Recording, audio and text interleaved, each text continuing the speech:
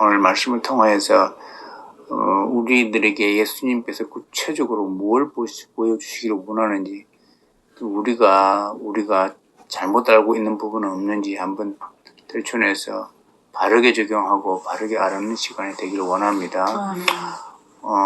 우리가 알다시피 부자 청년이 와서 예수님에게 오죠. 예수님에 와가지고 오는데 마가복음 누구복음에 보면 마가복음에 달려온다고 되어 있습니다. 막 달려와가지고 예수님 앞에 무릎 꿇는 걸로 나와 있습니다. 또 어떤 데는 관리로 나오고요. 관리로 나오고 이렇게 나와 있습니다.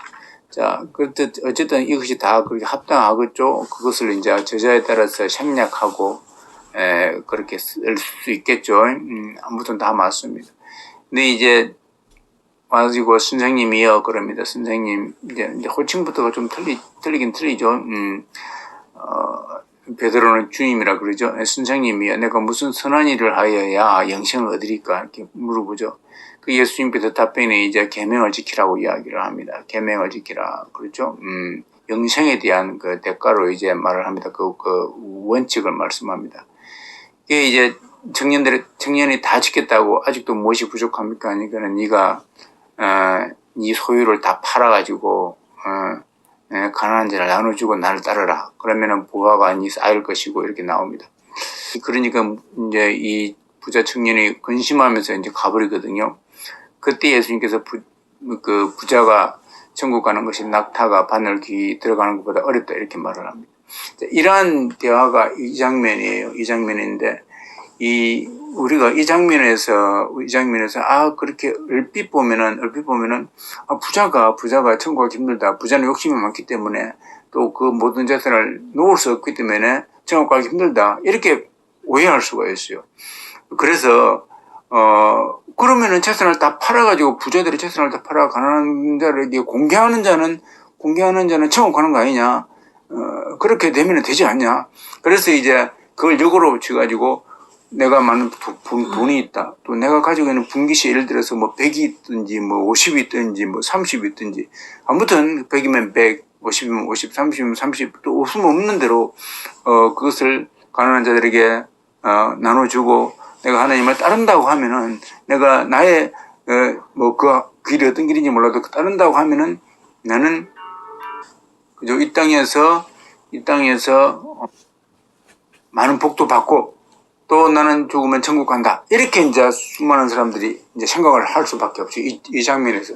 그런데 본문을 자세히 들여다보면은 그러지 않습니다.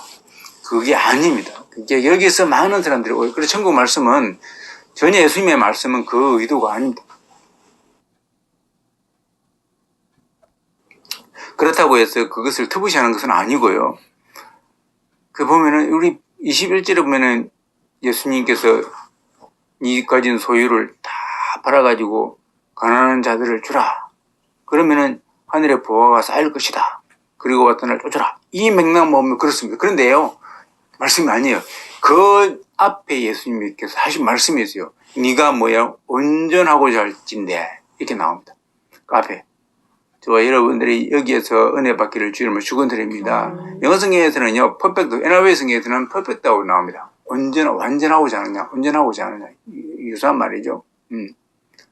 그래서, 자, 이 부분에서도요, 마가복음에서는 또 누가복음에서는요, 약간 다르게 이렇게 표현을 해놨습니다. 이 19절에 내 부모를 공경하고 내 이웃을 내 몸과 같이 사랑하라. 살인하지 말고, 간음하지 말고, 거짓증가지 말고, 쭉 이렇게 십계명에서 예를거를 합니다. 그러니까 청년이 내가 이 모든 걸 지켰습니다. 이렇게 말. 또 어렸을 때부터 지켰다고 나오거든요. 그러니까 그때 당시 예수님께서 마가복음에서는 진짜 사랑을 느꼈다. 또 그리고 다른 데서는 그 청년을 보고 사랑하였다 이렇게 나오고 있습니다. 여러분 이게 지금 진짜 사랑을 느꼈는데요. 예수님께서 그에게 사랑이 갔는데요. 그 행위를 보고서. 그런데 그 다음 말이 무섭지 않습니까? 부자에 대해서 이야기를 하거든요. 그러면 앞뒤가 안 맞지 않습니까? 그죠? 예수님이 분명히 사랑을 던졌으면 그 영혼은 구원받아야 될 거 아니에요. 근데 같았던 부자가 천국 들어가기 힘들다고 이야기를 해버려요. 그러니까 멘붕이 오는 겁니다. 자, 다른 사람들이 볼 때 멘붕이 오는 거예요. 그죠? 그래서 저 청년이 정말로 근실한데 계명을 다 지키지 않냐고. 그런데 아니 많은 재산을 그 부자인데 부자 그걸 어떻게 다 팔아가지고 가난한 자 주고 쫓아오란 말이야.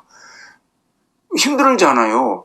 힘드니까 근심하면서 가버리니까는 그 사건을 보고서 예수님께서는 부자가 천국 가기 힘들다고 이야기를 해버리니까는 다른 사람들이 멘붕이 오는 겁니다. 그럼 누가 구원받냐고 이렇게 막 이야기를 누가 구원받냐고.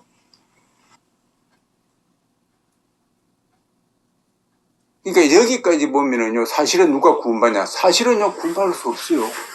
이렇게 말을 던져야 되는 겁니다. 사실은 구원받을 수 없는 겁니다. 구원 못 받는 거예요. 여러분들이 구원 못 받는다는 사실을 아시기를 주의 이름으로 축원드립니다. 인지해야 되는 거예요. 구원 못 받아요 사실은. 그래서 그 사람들이 각도에서 볼 때 그 부자 청년이 구원 못 받으면 나도 구원 못 받는 거예요. 그러지 않습니까? 구원 못 받는 걸 지금 분명히 말하는 겁니다. 분명히 말하는 거예요. 그래서 그때 당시에 예수님이 골똘하게 그들을 쳐다본 데 되어 있습니다. 그들을 주의 깊게 골똘하게 다 이렇게 쳐다봅니다. 쳐다보면서 사람으로는 할 수 없으되 딱 그죠? 하나님으로는 가능하다. 할렐루야 이렇게 말을 해버립니다. 이 말은 사람의 힘으로는 절대로 일어날 수 없는 일이 하나님으로 일어난다 그 말이거든요. 오늘 이 부모 말씀은요 부자 청년의 부모 말씀은요 다르게 표현하면요 이거는요 인간 세계의 구원에 대해서 던지는 화두예요. 다른 게 아닙니다. 부자가 듣고 그게 아니고 구원에 대해서 던지는 화두예요. 그 화두를 부자 청년의 예를 들어가지고 아주 건실하게 살았고 나름의 하나님께도 사람에게도 착실히 했고 열심히 섬겼고 열심히 사는 그 인생을 가지고 지금 인생을 가지고 구원에 대해 여기 접목시키고 있는 겁니다. 예수님께서.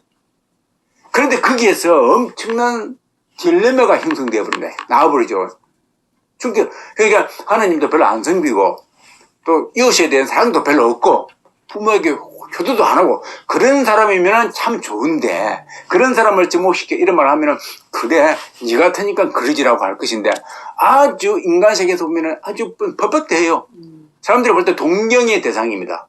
하나님도 잘 섬기지 부자이지 잘 나가지 정년이지 관직도 있지 그러니까요 어떻게 보면 1등 신랑감이에요. 만약에 그러니까 그런 사람에게 예수님께서 구원 못 받는다고 이야기를 해버리니까는 그 멘붕이 오는 겁니다. 그러지 않습니까? 예를 들어서 이런 케이스예요. 자, 요즘 아주 손흥민 선수가 잘 나가고 있습니다. 그러지 않습니까? 근데 참 예의가 발라요. 근데 알고 보니까 하나님도 잘 섬기는 겁니다. 하나님을 잘 섬겨요. 좋아하는 이강인도 말해줄게요. 하나님을 잘 섬기는 겁니다.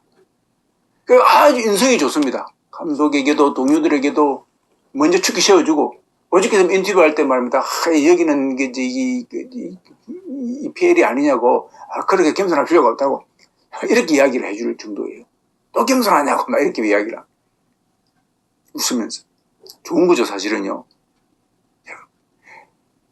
하나님도 잘생기고 알고 보니까는 이웃에게 좋고 부모에게 효도하고 아버지가 결혼하지 말라니까 결혼도 안 하고 예를 들어서 그러면 아주 1등 신랑감이죠. 그런데 어떤 사람이 나타나가지고 손흥민 전혀 절대 구원 못 받아라고 이야기를 해버리는 거 예를 들어서 손흥민에게 가지고 야 그러면서 먼저 조건을 내시는 겁니다. 손흥민 당신 부자잖아 잘 나가가지고 그 모든 예산 다 틀어넣으라고 일부가 아니고 아마 이 부자 청년도 일부를 넣으라고 했으면 했을 거예요. 그렇지 않습니까? 일부라고 그러면 충분히 할 수 있습니다. 근데 전부 다 넣으라 그랬거든요. 근데 손흥민 선수에게 전부 다 넣으라고 이야기를 합니다. 그래 한번 생각해 보세요. 그 부가 자 부까지 내가 말하고 일단 명성까지 추가하면 해볼까요? 명성도 추가해 봅시다. 명성까지 추가하면요 손흥민 선수는 만약에 또 앞으로 돈 벌면 되겠지만은 만약에 오늘 다리를 다쳐버렸어. 축구를 더 이상 못해. 그 선수가 지금 광고도 하고 있고 모든 것들은 현역으로 뛰고 있으면서 지금 이름이 날려지기 때문에 그에 따른 파생의 효과가 많이 나오는 것이거든요. 그런데 갑자기 축구를 못 해버려. 이름이 조금 있다가 사라져버려요. 만약에. 그러면 뭡니까? 이제 만약에 부가 없다 가정합시다. 그럼 알거지야 만약에. 그러면은 이게 이제 복잡한 거예요. 그러니까 사람들은 그동안에 그 선수가 이 나라를 위해서 얼마나 많이 노력했습니까? 노력한 결과의 이 답이잖아요. 그러면 그것을 송두리째 그냥 다 갖다 바쳐야 하는데 어느 누가 거기에 대해서 손흥민 선수가 그건 할 수가 없어요 라고 말했다 가정합시다. 그 사건을 두고서 손흥민 구원 못 받는다고 이야기를 해버리면은 황당하겠지 않습니까? 황당한 겁니다. 그러면서 만약에 그렇게 말하는 사람이 있다고 하면은 이렇게 말할 겁니다. 당신이 말하는 그 신은 누구냐고. 당신이 말하는 것은 너무나 어폐가 있다고. 그러면 누가 구원받냐고 도대체 라고 말을 하면서 생뚱맞다 하면서 가버릴 수 있습니다. 오늘 바로 그 짝이에요. 그 짝입니다. 저와 여러분들은 여기에서 지금 예수님에서 무슨 말씀을 하시는가의 화두를 갖고 있어야 됩니다. 여기에는요, 한 가지가 먼저 볼 것은요, 좀 전에 말했듯이 인간으로서는 구원받을 수 없다는 것을 예수님께서 분명히 말씀하시는 것이고, 너희들의 행위로는 절대로 아무리 최선을 다 팔지라도 받을 수도 없고 설령 사실은 줄지라도 못 받는 겁니다. 그 재산 다 팔아가 줄지라도 못 받아요. 사실은 그렇습니다. 못 받습니다. 근데 그것은 하나님 예수님께서 그러한 탁 던져본 것인데요, 그건 받을 수가 없는 것이고, 두 번째는요, 결국은 뭐냐면 하나님으로 말미암아서 주어지는데 그것으로 말미암아서 구원이 가능하다는 걸 말해주고 있는 겁니다. 그렇죠. 그러니까요, 하나님이 주시는 구원은 어마어마한 것인데 그 구원은 결단코 이 땅에 불을 가지고 살 수 없음에도 불구하고 네가 불을 던지겠다고 하면은 하나님께서는 그 능히 엄청난 부와 비교할 수 없는 천국을, 영생이 우리 주자 청년이 영생이라고 했지 않습니까? 영생을 주신다라고 이야기를 하시는 겁니다. 할렐루야. 이게 이런 것이죠. 자, 보십시오.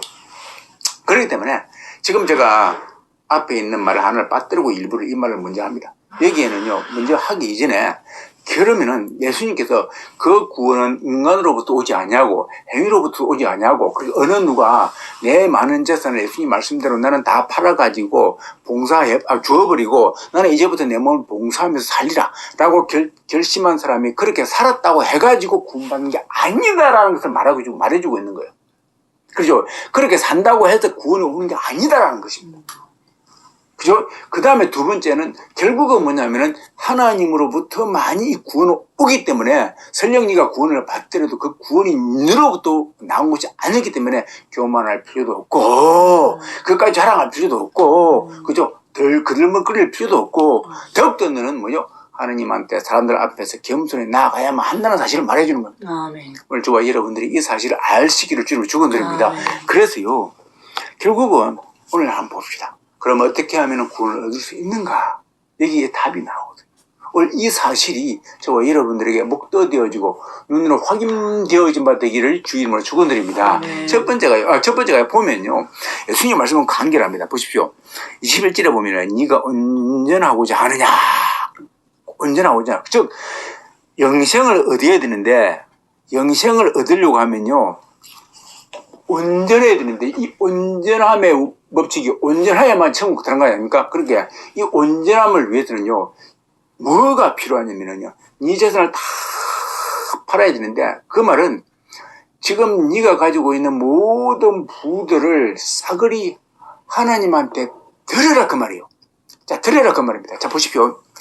이 지금 부자 청년이 못 따르는 이유가 뭡니까? 예수님을 못 따르는 이유가, 드리고 난 다음에 따르라 그랬는데 모든 걸 드리라 그랬거든요. 못 따르는 이유가요, 자기가 가지고 있는 것이 있으면은 주님을 따를 수 없다라는 것을 반증하고 있는 거예요. 자, 그 대표되는 인물이 누구냐면 본문에 나옵니다. 예수님께서는 보통요, 이 정도 되면요, 응답을 안 하는데, 베드로가 무슨 말을 하더라도 예수님은 즉각 거기에 대한 응답을 안 하십니다.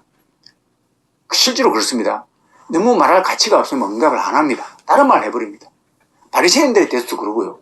근데 여기는 응답을 합니다. 베드로가 한 말에 대해서 예수님께서 딱 말씀하십니다. 그래.